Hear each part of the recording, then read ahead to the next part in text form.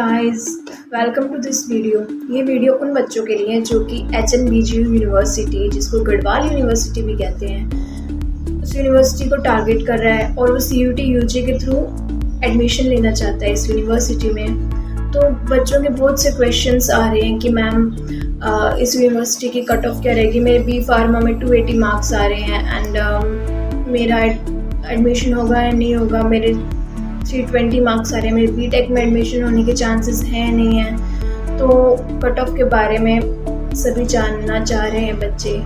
और भी क्वेश्चंस आ रहे हैं, जैसे कि रजिस्ट्रेशन पोर्टल कब ओपन होगा, काउंसलिंग प्रोसेस क्या है, काउंसलिंग के लिए डॉक्यूमेंट्स क्या क्या चाहिए एंड ऐसे ही बहुत से क्वेश्चंस आ रहे हैं। एंड एक मेन क्वेश्चन आ रहा है कि CUET UG बिना दिए, मतलब CUET UG एग्ज़ाम अगर आपने नहीं दिया है तो आप UG एंड PG कोर्सेज में एडमिशन ले सकते हैं इस HNBGU यूनिवर्सिटी में या नहीं ले सकते। तो इन सभी क्वेश्चंस का आंसर आपको आज की वीडियो में मिलने वाला है। सबसे पहले हम बात करेंगे कट ऑफ की, उसके बाद हम बात करेंगे डॉक्यूमेंट्स जो हमें चाहिए यूनिवर्सिटी में अप्लाई करने के लिए।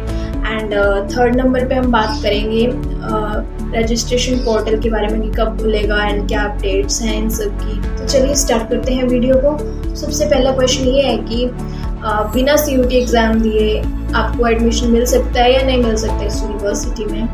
तो इसका आंसर ये है कि सबसे पहले यूनिवर्सिटी प्रेफरेंस देती है CUET एग्ज़ाम को। सबसे पहले उन बच्चों को शॉर्ट लिस्ट करेगी जिन्होंने CUET एग्ज़ाम दिए हैं। फिर उसके बाद अगर फर्स्ट राउंड हो गया, सेकंड राउंड हो गया, फोर्थ राउंड हो गया, फिर भी उसके बाद अगर वैकेंट सीट्स बची हुई हैं तो उन बच्चों का नंबर आता है जिन्होंने CUET एग्ज़ाम नहीं दिया। तो इस बेसिस पे ये सारी चीज़ होती है। अगर आपने CUET एग्ज़ाम नहीं दिया तो पहली प्रेफरेंस CUET एग्ज़ाम्स वाले बच्चों को मिलेगी। फर्स्ट राउंड होगा, सेकंड राउंड होगा, फोर्थ राउंड होगा।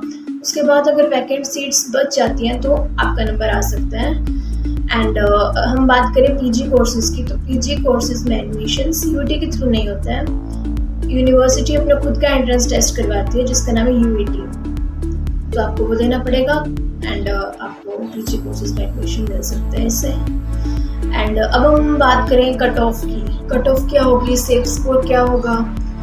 इस क्वेश्चन का आंसर ये है कि जैसे ही यूनिवर्सिटी अपने रजिस्ट्रेशन को स्टार्ट करती है तो सबसे पहले आपका काम ये होगा कि आपको समर्थ पोर्टल पर जाकर रजिस्ट्रेशन ज़रूर करना है। रजिस्ट्रेशन को स्किप मत करना है। ये मत सोचना कि मेरे बहुत कम मार्क्स हैं, मेरे 280 मार्क्स हैं या मेरे 350 मार्क्स हैं, पता नहीं मेरा एडमिशन होगा या नहीं होगा।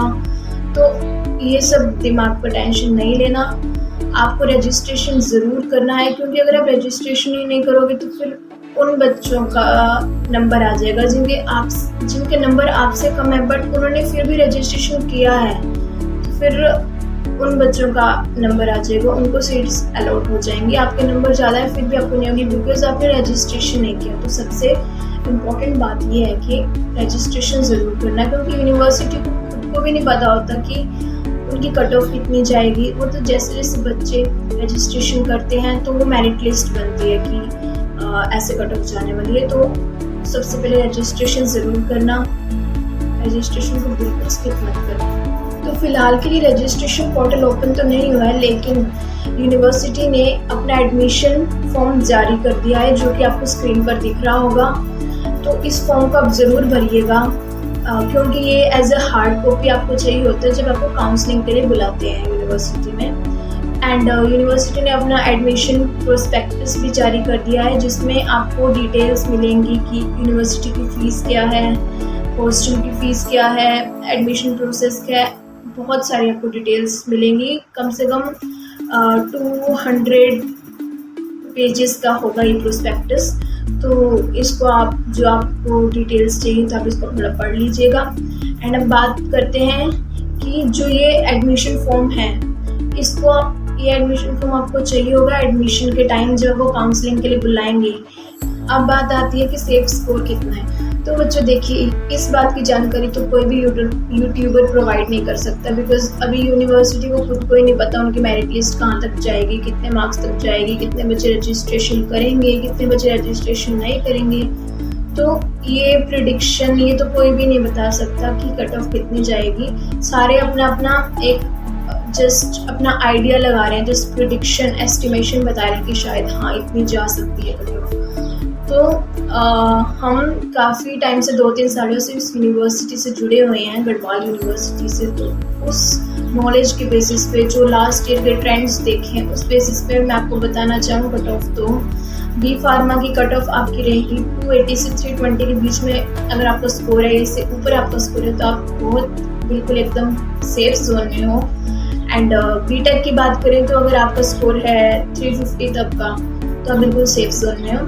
बट बीटेक कंप्यूटर साइंस की बात करें तो इसकी मेरिट थोड़ी हाई जाएगी, क्योंकि इस कोर्स में बहुत मारा मारी है। इस कोर्स में बहुत बच्चे रजिस्ट्रेशन करते हैं, बहुत कंपटीशन है इस कोर्स में, तो इसकी कट ऑफ थोड़ी हाई जा सकती है। एंड बाकी बीटेक के लिए 350 जाएगी, मतलब 350 के आसपास अप्रॉक्सीमेटली 350। अगर आपके प्लस मार्क्स हैं तो आप एकदम बिल्कुल सेफ जोन में हो। तो ये सेफ स्कोर की मैंने बात की है जनरल कैटेगरी की। एंड हमारा अब नेक्स्ट क्वेश्चन है कि हमें क्या क्या डॉक्यूमेंट्स की रिक्वायरमेंट होगी। तो सबसे पहले जो एडमिशन फॉर्म यूनिवर्सिटी ने जारी किया है, सबसे पहले आप उससे भरिए। कम से कम 10 पेजों का फॉर्म होगा, वो 10 पेजेस का। तो आप सबसे पहले उससे भरिए, क्योंकि उसकी रिक्वायरमेंट होगी आपको जब आप काउंसलिंग के लिए जाएंगे यूनिवर्सिटी में, तो हार्ड कॉपी की आपको रिक्वायरमेंट होगी। सबसे पहले आप उस फॉर्म को भरिए। एंड आपको और डॉक्यूमेंट्स चाहिए होंगे, आपके आधार कार्ड, आपकी फ़ोटो, आपका एंटी रैगिंग सर्टिफिकेट, आपका CUET स्कोर कार्ड, आपकी 12th की मार्कशीट, आपकी 10th की मार्कशीट,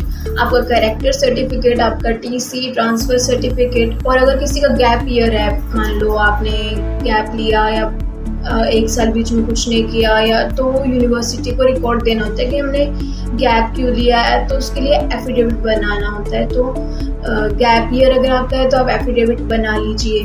और जब आप पेमेंट करेंगे तो आपको जो रिसीप्ट मिलेगी, ऑनलाइन रिसीप्ट आपको या मेल के थ्रू मिल सकती है, SMS के थ्रू, मोस्टली मेल के थ्रू ही मिलती हैं।